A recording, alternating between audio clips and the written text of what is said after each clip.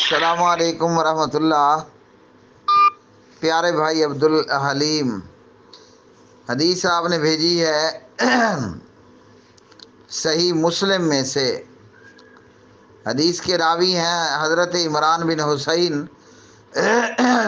نبی پاک علیہ الصلاۃ والسلام نے فرمایا، عمران بن حسین سے کہا یا کسی اور بندے سے کہا کہ کیا تم نے شعبان کے درمیان میں روزے رکھے ہیں؟ اس بندے نے جواب دیا کہ نہیں۔ تو پھر آپ صلی اللہ علیہ وسلم نے فرمایا، جب تم روزے ختم کر لو تو 2 دن کے روزے رکھنا۔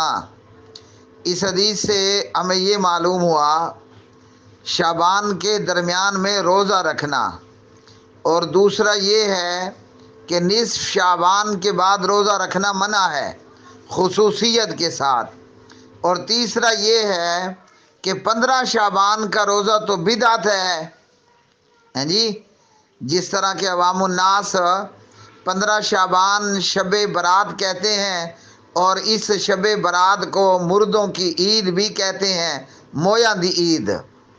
اور پھر 15 شعبان کی رات میں مخصوص طریقے پر عبادت بھی کرتے ہیں، اور 15 شعبان میں روزہ بھی رکھتے ہیں۔ اور اس میں ایک حسن درجے کی روایت ہے کہ نصف شعبان کی رات میں اللہ سبحانہ و تعالی ہر ایک مومن مسلمان کی بخشش کر دیتا ہے، الا لمشرکن، سوائے مشرک کے اور سوائے مشاہن کے۔ مشرک وہ ہے جو اللہ کے ساتھ کسی غیر کو شریک کرے، اور مشاہن کے 2 معنی ہیں، ایک وہ جو بدعت کبریٰ کا مرتکب ہے، پہلا معنی یا ایک معنی، اور دوسرا وہ جو اپنے مسلمان بھائی کے خلاف اپنے سینے کے اندر بغض اور کینہ رکھتا ہے۔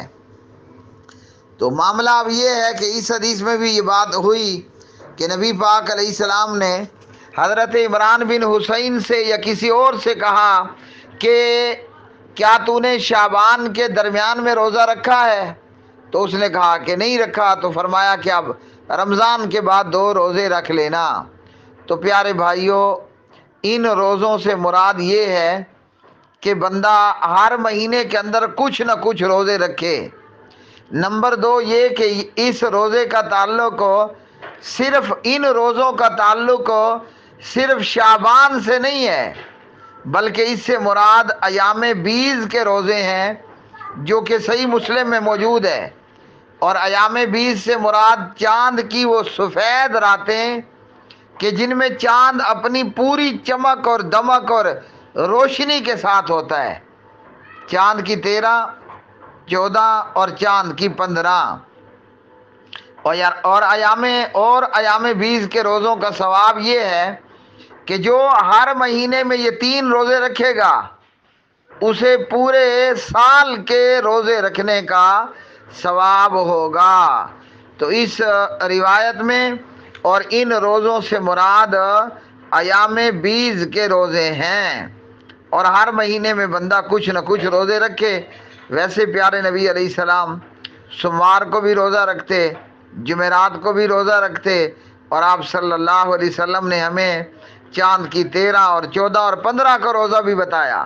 اچھا، اب یہاں یہ بھی بات یاد رکھ لیں کہ ایام بیض کے روزوں کا تعلق 15 شعبان یا شعبان کے مخصوص اس روزے سے نہیں ہے، اور کوئی بھی مسلمان وہ صرف شعبان میں ہی ایام بیض کے روزے نہ رکھے، بلکہ رمضان کے بعد ہر مہینے کے اندر آدمی کی یہ عادت ہو جائے کہ جہاں وہ اور نفل روزے رکھتا ہے وہیں پر ہی وہ ایام بیض کے روزے بھی رکھے، اور یہ شوال میں بھی ہوں گے، ذوالقعدہ، ذی الحجہ، جی رمضان کے بعد کے 11 مہینوں میں چاند کی 13 اور 14، 15 کو روزہ ہوگا۔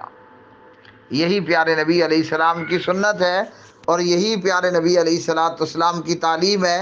فقط نصف شعبان کو مخصوص کر کے روزہ رکھنا بدعت ہے، اور اسی طرح آگے رمضان سے پہلے استقبال رمضان میں روزہ رکھنا بھی بدعت ہے۔ اور نبی پاک علیہ السلام کے تعلق سے ماں جی عائشہ کی روایت بھی ہے کہ حضور صلی اللہ علیہ وسلم شعبان میں بہت زیادہ روزہ رکھا کرتے تھے۔